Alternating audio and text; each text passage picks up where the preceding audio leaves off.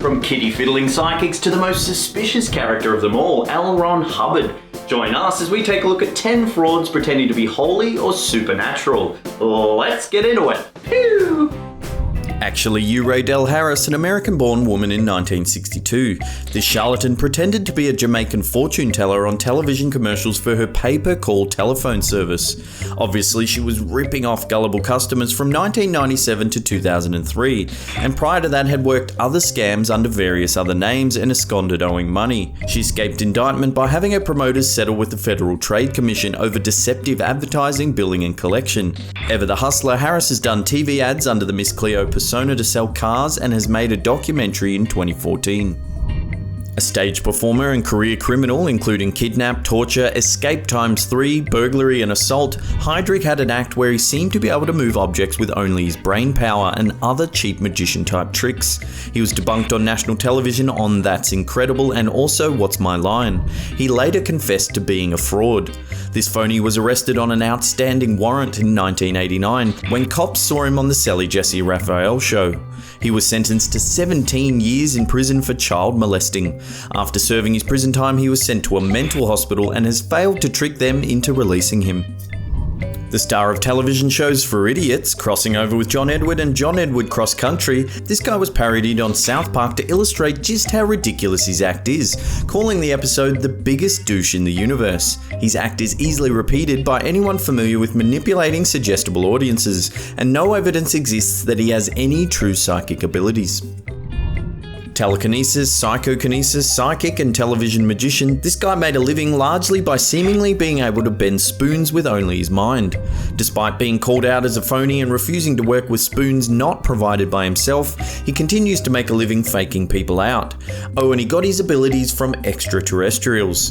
In 1996, hidden cameras were used to catch Geller in the act of bending spoons by hand when he thought no one else could see. Geller has continuously defended himself against skeptics and critics such as the magician Randy and Jared Majax. This crook used a secret earphone where his wife could feed him information about the people he was working on that made it appear he magically knew so much about them.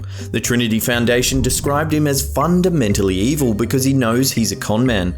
This phony technique of healing before a live television audience has been parodied several times in films such as Fletch Lives with Chevy Chase and Leap of Faith with Steve Martin. Once again, James Randi, the magician, debunked this fake as he did so many others. Sadly, by 1998, this jerk was added again, this time targeting an African American audience that apparently was unfamiliar with him being exposed a decade prior. How this goof managed to stay on television and in the spotlight so long is truly a miracle because so many of her predictions were proven wrong. Her ability to help locate missing people was way off as well, but none of this stopped her company from making around $3 million a year from telephone readings, books and television appearances.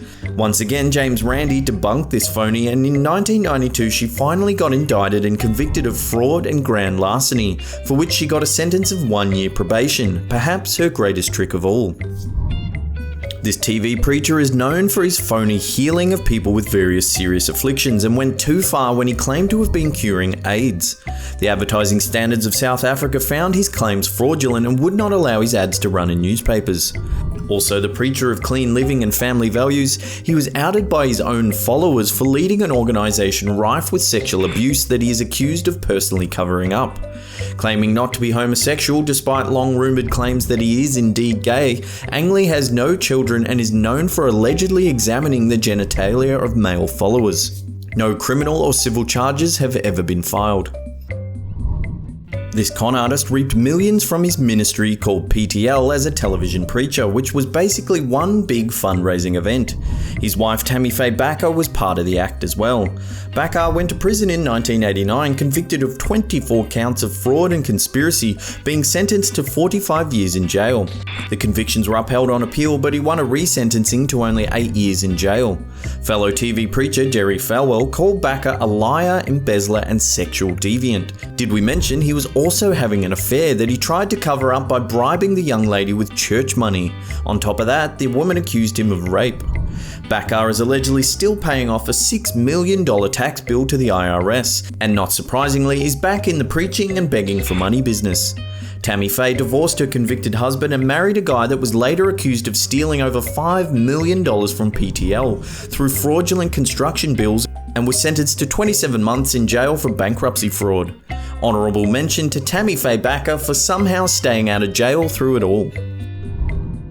Convicted of fraud in 1826, Smith was an enterprising treasure hunter that sold his services to help people find hidden riches. After apparently not finding any treasure at all, Smith was convicted in court. As far as whether or not the whole Book of Mormon and the founding of the Mormon Church is another scam, it's not easy to say and it's best left up to the reader. Of course, the circumstances where Smith allegedly found gold tablets that no one else ever saw that he translated into the Book of Mormon are a little suspicious.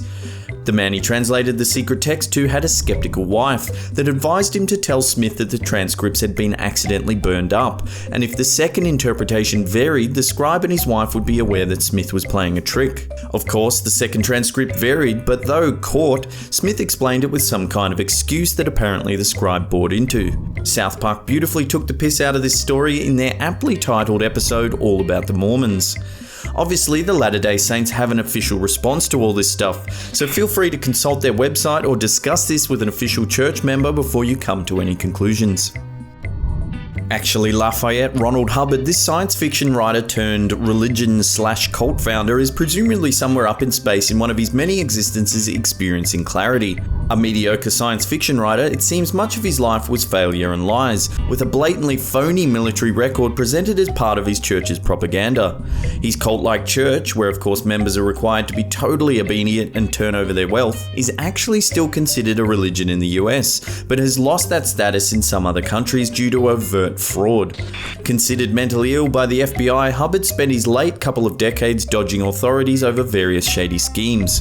In 1979, several church officials were convicted of stealing US government information, the largest such case in US history. In France, other church officials have been convicted of manslaughter, tampering with witnesses, and fraud, and in Canada, some officials have been in trouble for libel and espionage. A staggering amount of information is available about the shady nature of L. Ron Hubbard and Scientology, far too much for detail here. You'll quickly and easily find sources on the internet, and you can make up your own mind about the man and his creation.